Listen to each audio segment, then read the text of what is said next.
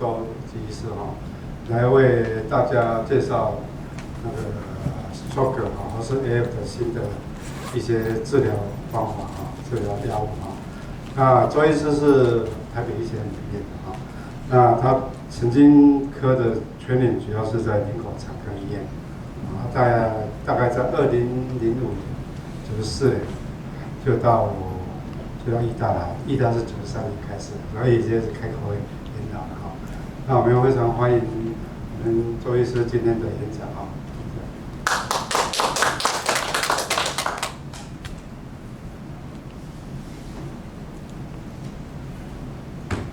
各位医师大家午安，辛苦了，因为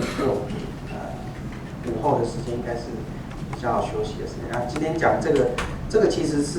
也是最近才刚出来。在台湾健保的部分，也是最近才刚通过的东西，所以，但是看起来它证据又非常的就是强大，非常正面，所以如果在各位的临床 practice 里面有遇到类似这样的 case， 其实是应该可以积极的去做这方面的处置，应该不太会是像以前旧有的原则都中风的脖上面有要刚才阿司匹林这是我们今天大概要讲的一个大致上的大纲我们先讲 AF 跟它的中风风险，然后为什么使用一些传统的药物，老是都会有一些就是变的，一下子用过头又会出血用不足又再中风。新发表的这2个药物的一个重要的，我们可以大概的审备一下，然后这个药物当中怎么样去做一些 safety concern， 然后一些简单的一些部分稍微介绍一下，然后最后我们稍微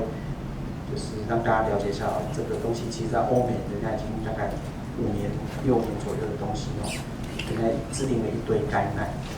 那随着年纪AF 是随着年纪会 prevalence 越来越多、越来越高，这是美国的data，很明显，大概40-50岁以后这个就是直线上升男性远比女性更悲惨男性的看起来数据更不 OK 那台湾的中风登录的 data 里面看起来也不 OK 中风的病人真的出院的时候，他 AF 的这些中风患者出院的时候，真的有在使用传统。我们先讲这个登录的 data 就是旧的 data 所以我们先看传统的用库马丁的部分真的有在治疗比例真的不高，才不到30%。那其他的70%多的病人是怎么回事这个是放牛吃草因为再接下来看这些数据其实蛮可怕的。就算他的 non-valvular AF， 就算他没有其他风险因子，他每年65岁下来大概每年1% 的中风的几率65岁以上就倍增为4%。就是说，我们大略粗略的可以跟病人介绍说，你有 AF， 那你每年就算他没有其他的高血压、糖尿病、心脏病之类的，就单纯 AF， 然后他有中风过。他会每年在中风的风险至少是其他人至少是4倍以上这是以上的风险。那更不用讲，他如果合并其他的危险因子，那个倍数更是更高，甚至可以达到20多倍都有。所以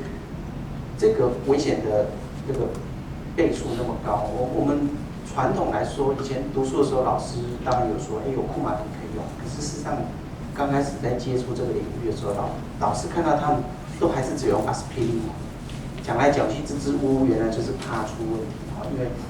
看起来好像阿司匹林不用抽血，不用在 monitor 那些 PTA 之类的 data 好像看起来比较简便。可是看一下这个数据，有 AF 的中风患者，他使用阿司匹林其实没有比较好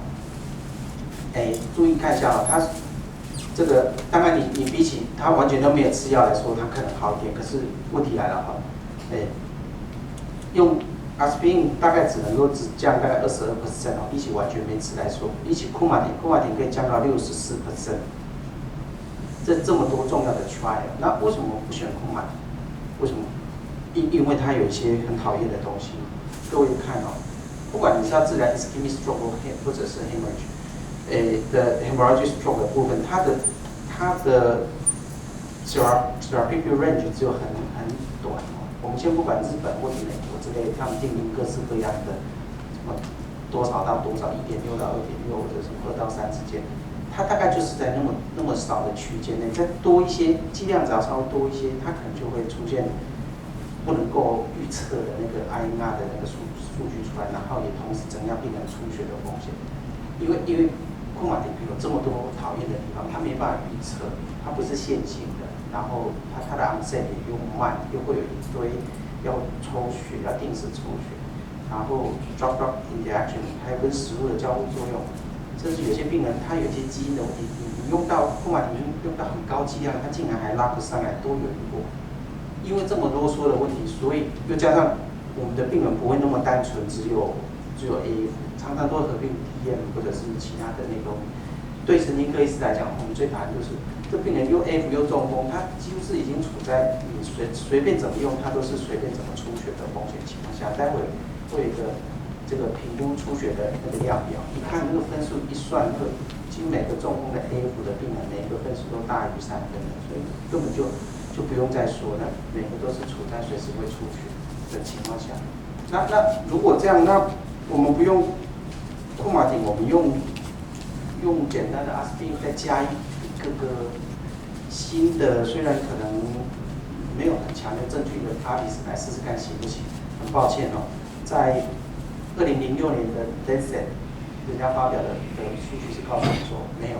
抱歉，你的这个会产生那个中风的，就是 vascular event 的几率其实是没有比 warfarin 好，所以 warfarin 还是比较好，比阿司匹林再加比阿比斯还好。那虽然 warfarin 还是会增加一些的出血的，我是统计上两相比较之下，其实也差不多了。这个是那个图形啊，就是说你用阿比斯加阿司匹林来讲，它会出现 event rate 的几率其实是比较高的。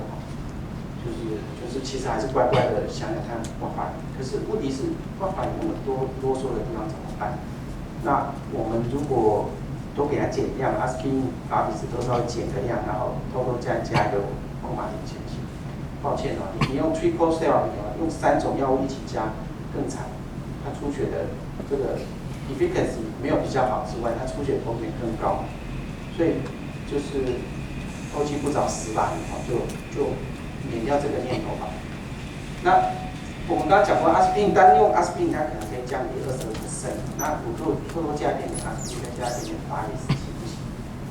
好像有了，数字上有好看一点点，可是你会造成得到更多讨厌的问题。这个问题家属可能就会来乱。你预防的中风他看不到，他觉得日子就是这样。可是你把搞了一个胃出血，他感觉就会来敲你桌子说，你给我吃2种药，让我造成胃出血。这个就真的是不知道怎么跟他解释下去。我们如果单纯只有以这个绿色的这个库马丁为中央基准来看哦，你可能用阿司匹林或者阿司匹林加巴利斯，其实可能都差不多啦，比它少一点点或者差不多。但是如果你用3种以上的或者是特殊的组合的时候，那个出血的风险就会更高。那难道阿司匹林都完全没好处吗？其实有啦哈，不过。如果我们先讲 primary prevention 来讲就是说他从来没有中风过，但是他可能有 AF， 那你想要预防他中风，可是你又不想让他吃warfarin，那你用阿司匹林行不行？在中风这一块里面，抱歉是不一定有比较好。他当然还要再去分，然后就是女性好像数字上会好一点点，刚刚好95%的信赖区间刚好。勉强过关，男性是没有比较好，所以如果真的你要用阿司匹林做第一个primary prevention 不是 secondary 不是病人已经中风过，从来没有中风过的病人，用阿司匹林来预防中风，要选轻一点。在心脏的角度来讲是比较好，不管你是男性女性，它阿司匹林可以用来做 primary prevention， 可是在中风这块就不太一样，这个思考逻辑会有一点点不是那么一致。那难不成我们只有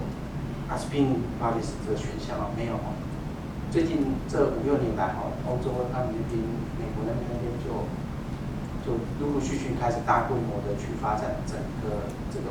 coagulation cascade 这个凝血机转里面能够找得到的一些药物今天要介绍就这2个dabigatran 跟 rivaroxaban rivaroxaban 是作用在 factor Xa 直接作用。那不需要再靠 anti-thrombin 来做间接的抑制。那 WGA train 是直接作用在口松病的地方，那它可以让这个部分就是口松病直接在松病的部分直接可以做抑制的动作。那因为这个作用机转跟我们之前常用的库马丁是完全不一样的 pathway， 那所以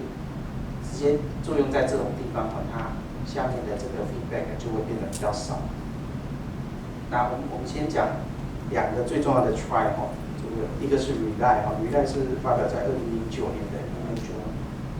它总共收录了18000多个追踪2年跨国际的 study， 那它的 treatment arm 它整个就是对照组是用 warfarin， 然后一个是低剂量的 WGA train， 一个是 regular 剂量的 WGA train。那其实它的基本资料，其实他们 randomize 的非常好，就是3组都差不多，年纪那些大致上都差不多。我们直接看 data 因为我们就是不再去计较那些小细节这组是 warfarin 那我们先看低剂量低剂量它的数据显示告诉我们说，它没有比 warfarin 差。这个 study 其实它的最重要的，它要去比较说有没有比传统的要差，那答案是正面，就是说它没有比 warfarin 差。那这个是跨过就是150，这个低剂量的部分是 OK 的。那150的数据呢更好，它的手术本身现在区间都是落在1以内，那它可以很明显的降低35%的这个 radio risk reduction， 可以降低中风的跟系统性的 embolism 降低35%那么多。所以看起来好像，但这个35是用在150的150 mg的数据数据上是很好看。那有没有因为这样子的这个 vascular event 造成的mortality？这个数据也都是跟刚刚的一样，刚刚那个是 primary endpoint， 后面这些都是 secondary endpoint， 这边也都是一样110低剂量的没有比较差，那高剂量的比较数据更好看，更 OK。那出血呢？因为我们 always concern 的库马丁最讨厌的side effect 就是出血。那出血它就去分了major bleeding 就是大出血的那种，110的更好，就是低剂量更安全。虽然它的效果跟warfarin是一样，没有比warfarin差，但是它更安全。所以如果各位在临床上，应该就有一个武器了，我有一把刀，这把刀虽然不会很锋利，可是它还是可以砍死你的，但是它至少不会砍到我自己，它是安全的。那大规则剂量的150的 WGA train 呢，它的出血风险没有比 warfarin 高，是一致的。就是说它效果很好，但 safety 是跟 warfarin 一样。所以就是一个是比较强的效果，一个是比较安全的效果。这个是再把 major bleeding 再分出来但分出来这当中就有一些小的文章可以去看其中最重要的就是 GI bleeding，GI bleeding 这部分待会我再去看。intracranial bleeding 是这一批这个新的这些口服抗凝血剂的新的标榜的，就是它们同时可以减少颅内出血的风险非常的多。因为 warfarin 其实一直被人家诟病是它的大出血，其中一个项目就是颅内出血比率很高。那这不管是低剂量的 WGA train 或者常规剂量的 WGA train， 它颅内出血的风险就是数字上都非常漂亮，都可以比 warfarin 少很多。那有人就是说了就是说，那我把这个 AF 的病人里面，他的族群再去做细分那些会每年度会高度就是在中风的这种高危险群的病人再去区分出来，确实分数比较高的这些高危险群的病人，它会造成中风的风险确实比较高。那我们使用了药物之后，它确实是因为用了剂量的问题，所以它造成出血率相对高。但这样子再去把它细分各个 arm 去看，其实也还 OK， 因为我们大致上都是 CHA score 2分以上大概就会用。那低剂量的110的，其实跟库马丁来说，它的primary endpoint 是 OK 的。那这个比较严重的族群反而数字会更好。这个高剂量的也是这样的数据表现。那出血来讲，出血大概就是比较严重的这群病人就比较容易出血，确实是没错。但是基本上来讲，它的高剂量，常规剂量150的达比嘎圈应该还没有超过统计。颅内出血一直都是呈现达比嘎圈比较好的数据，不管是常规剂量或是低剂量。那在这个 study 里面，其实我们看到一个现象，就是说我们在使用 warfarin 的时候，我们都会去测这个 PPIR 的部分。那每测一次，我们就会登录一次那就是如果病人是落在我们要的治疗区间就是 therapeutic range 的 ratio PPR 这个部分这个 mean time 是比较多的时候，表示它的 compliance 或者治疗效果理论上应该会比较好。这是各个国家你在这个 study 里面44个国家里面，他们有去算出来，每个国家的 TTR 就是 TTR 越高，表示它 compliance 越好，它的warfarin的治疗效果应该是越好。很抱歉台湾是比较最后一名那也没有办法，因为我们是新法事后的国家那牙弄到出血，家属就会来抗议就会有一些issue出现。那瑞典是人家 TTR 可以高达77%，所以那边的民众比较乖，比较听话。那我们就去把它区分如果你的治疗区间都是很乖的这一群病人，就是它大部分就是就是75%位以上都落在治疗区间的这一群病人，他去看他的 primary endpoint 比较好，他就跟这个其实没有什么，就是很接近不过算起来还是有统计上的差异，就是他还是 event rate 还是比人家高一点点，但是至少比较接近。那 bleeding 来说当然你control 不好的，它 bleeding 就会比较差。那更不用讲 intracranial bleeding 那根本就是一路暴走，就是即便你把 TTR control 在2到3之间控制得很漂亮，抱歉它还是会出血。这个一直都有很多资料出现过，大家有上去看就算我们很认真把病人的 IR 控制在我们要的安全范围之内，以为是安全的2到3的介入之间，抱歉它是3不5时就会出血给你看，也许就是稍微撞到浴室的墙壁就有一个 SDH 就送来，那你也没办法，因为他在吃warfarin。所以他不管是110的或是150的，我们去看他的 safety profile， 大致上是比较倾向 better 的达比嘎圈是比较 better 的不管是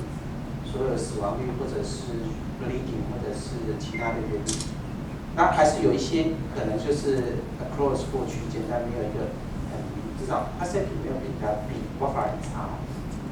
所以 REDITE 这个 study 在2009年的时候发表在 New England Journal 里面，它其实告诉我们几件事情。第一个就是你用达比嘎圈150的话，它的效果比warfarin好 superior， 这个是无问题。出血的风险差不多。那110呢，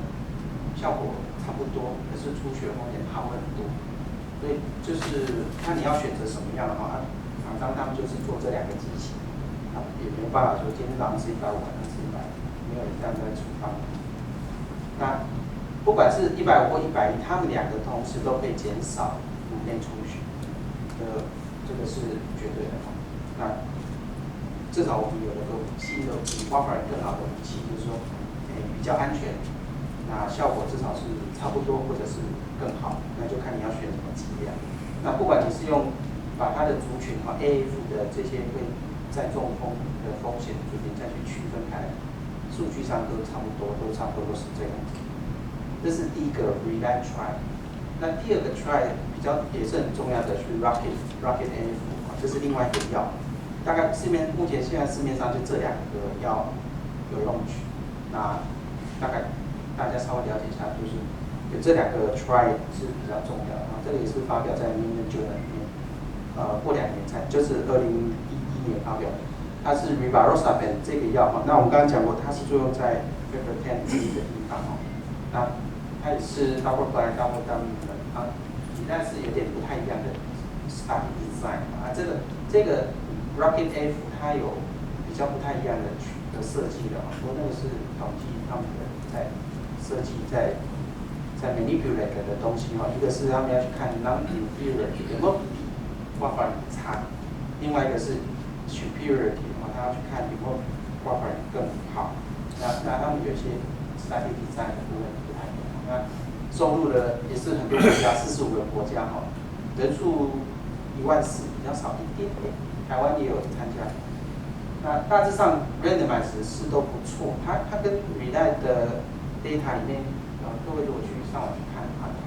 们会去比较哪边差一点点，哪边差一点点。比如说它的病人族群啊，compliance TTR 的 compliance 啊，或者是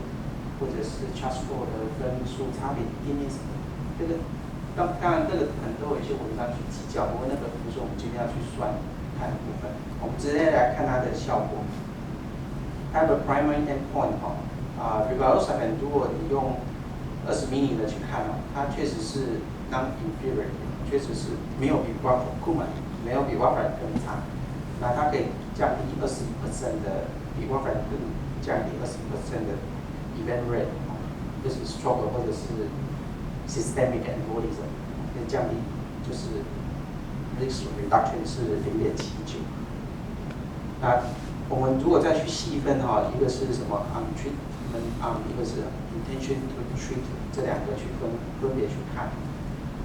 会有一点点小小的不太一样，不过至少是一个 trend 是都好像比 rivaroxaban 比较好。那这个是 secondary endpoint 这个 primary endpoint 是当然是 OK 的时候，这是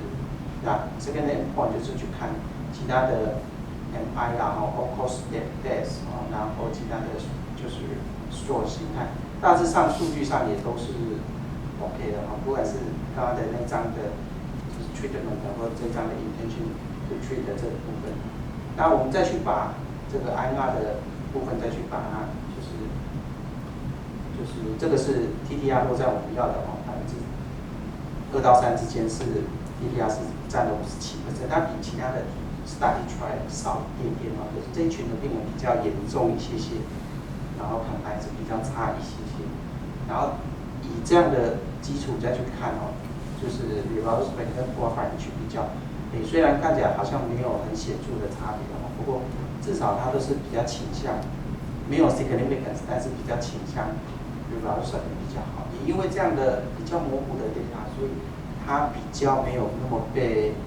很多那些专家学者们所推荐为，就是跟刚刚那个RELY的那个 W 大全那么的